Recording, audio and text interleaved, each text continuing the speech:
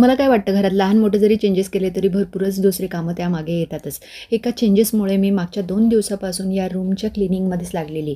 So hi everyone, welcome back to our channel. कसे आहात? आशा करते सगळे मस्त आणि मजेत असणार. तसं मी आज कबड ऑर्गनायझेशनचा व्हिडिओ टाकणार होती, पण म्हटलं त्या अगोदरनं हे छोटे मोठे जे कामं आहे ते पहिले आवरून घेऊया आणि नंतर निवांत जो आहे तो व्हिडिओ जो आपल्याला टाकता येईल, त्यामुळेच मी हे बाकी छोटे मोठे जे कामं आहेत ते आवरून घेते. कसं आहे ना, पहिले सोपी कामं केली की जे हार्ड कामं आहे ती नंतरही आपल्याला करता येतात, कारण त्याला जो आहे तो वेळ लागणारा असतो जास्त आणि ही छुटूर कामं लवकरही होतात. त्यामुळे जितका वेळ मिळाला आहे त्यातच ही कामं जी मी पटकन करून घेते. झाली आता संध्याकाळ 5:15 5:30 झालेली आहे आणि हा लॅपटॉप येथे मावत नाही आहे. याला फक्त मीच यूज करते. यांचे जे आहे ते बाकीचे लॅपटॉप आहेत दुसरीकडे आणि याला मी येथे यूज करते, म्हणून मी ते मला येथेच ठेवायचं होतं, पण आहे ना तो मावत नव्हता. त्यामुळे काहीतरी मला जुगाड करावे लागतील. हे नुसतं फोटोप्रेम नाही, ह्या आठवणी आहे ज्या कधी काळी आम्ही जगलोय. आठवण अशी गोष्ट आहे जी चेहऱ्यावर हसू आणते आणि ह्या आठवणी जुन्या जरी असल्या तरी रोज नव्याने आठवतात.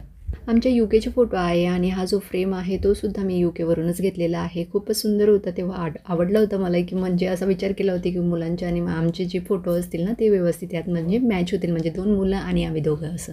शक्यतो प्रयत्न करा आयुष्यातील प्रत्येक क्षण चांगल्यातलं चांगला घालवण्याचा, कारण आयुष्य राहत नाही पण आठवणी ह्या नेहमीच राहतात. आणि हे माझं बुक कलेक्शन आहे. फक्त म्हणजे हेच नाही आहे, अजून बरेच आहे, ते मला अजून सापडत नव्हते आणि हे फक्त 4-5 जे सापडले, जे वरती होते तेच तुम्हाला दाखवते. यातला नवरा म्हणावा आपला हा बुक जो आहे तो खूप छान आहे, म्हणजे तुम्ही रीड करायलाच पाहिजे असं मला वाटतं. काही नोटबुक्स आहेत, जेव्हा बुक रीड करून झाल्यानंतर मला काहीतरी नोट्स काढायच्या असल्या तर त्या लागतात, म्हणून मी म्हणजे असं ठेवते माझ्याकडे की 2-4 नोटबुक्स ज्या आहेत त्या असायलाच पाहिजे जवळजवळ. And here you can see the hidden Hindu. याचे 3 पार्ट्स आहेत, ते मला म्हणजे मी आता जस्ट मागवलेले आहेत. अगदी म्हणजे 4-5-8 दिवस झाले असतील. ते सुद्धा मला आता रीड करायचं आहे, तेही मी येथेच ठेवून देते. आणि हे मुलांचे छोटे फार जे म्हणजे काय असतात स्टोरी बुक जे असतात ते आहे, त्यांना लागतात कधीमध्ये, इथूनच घेतात आणि झोपायच्या वेळेस ते रीड करतात, तर त्यामुळे ते सुद्धा मी येथेच ठेवते.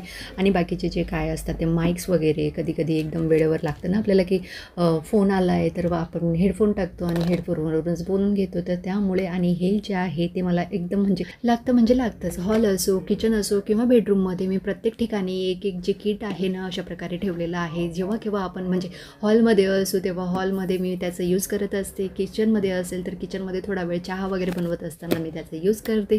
बेडरूममध्ये आल्यानंतरही अशाच प्रकारे यूज करत असते. जेव्हा केव्हा असं बसायचं मोबाईल बघत असताना आहे ना, एखाद्या वेळेस म्हणजे हातात घ्यायचा, एका हातामध्ये मोबाईल. आणि हे मस्तपैकी एक्युप्रेशर किट आहे, खूप युजफुल आहे, सगळ्यांनी यूज करायलाच पाहिजे.